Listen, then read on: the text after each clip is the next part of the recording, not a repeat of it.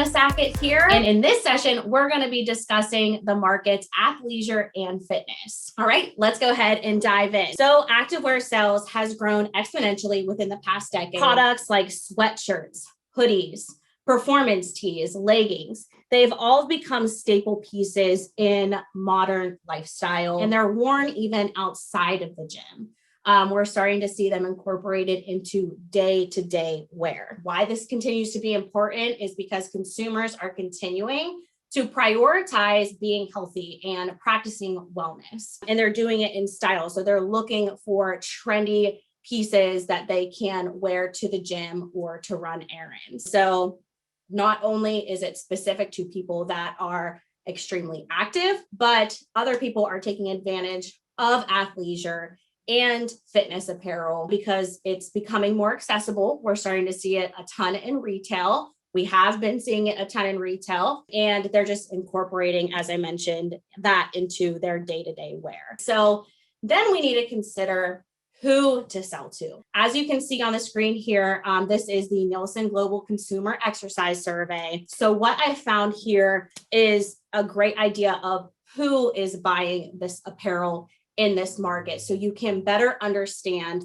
the products that you're considering printing and have quick insight into the industry trends so that you know what's going to hold the most potential to this client base. The key sportswear categories that are most in demand are gym and free weight gear and yoga and dance merch. And as you can see, millennials make up 81% of the pie here. All right. So that's 18 to 34-year-olds. So that gives you a really good idea of what demographic is within this market so that you are equipped to select the best apparel to reach the demographic within this market.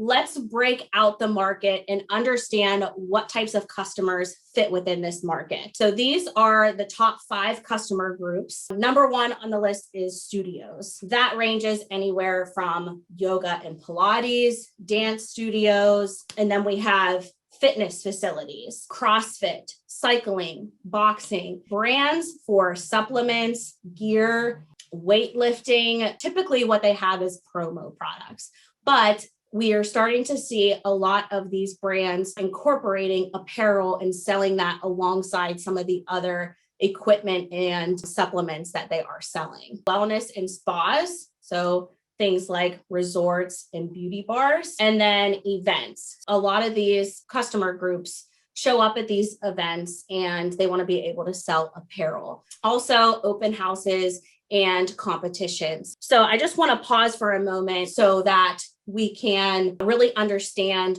why we want to consider this as a market that we want to sell to and why we're breaking out all these different customers, because activewear is continuing to trend. As I mentioned earlier, it's going to reach 546.8 million by 2024. And as a heat printer, and with just a heat press and with just UltraColour Soft, you can easily jump into this category and be able to sell to these folks. The folks that we're talking about are those 5 listed. And it's really easy to be able to find out who is in your area that you can sell to. So next on the list, where can you find these types of customers? So researching local gyms, wellness centers, or studios in your area with either Google, social platforms such as Facebook and Instagram. Why is this something that you should do? Well, it's going to help you really learn more about your target market. One brand that's doing this really well is known as Athleisure. It started out with and he created this giant following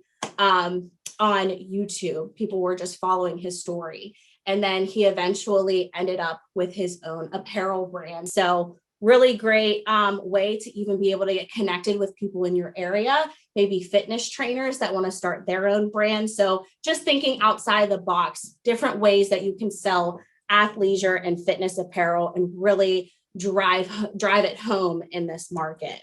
Thank you guys so much for attending. I'll see you later.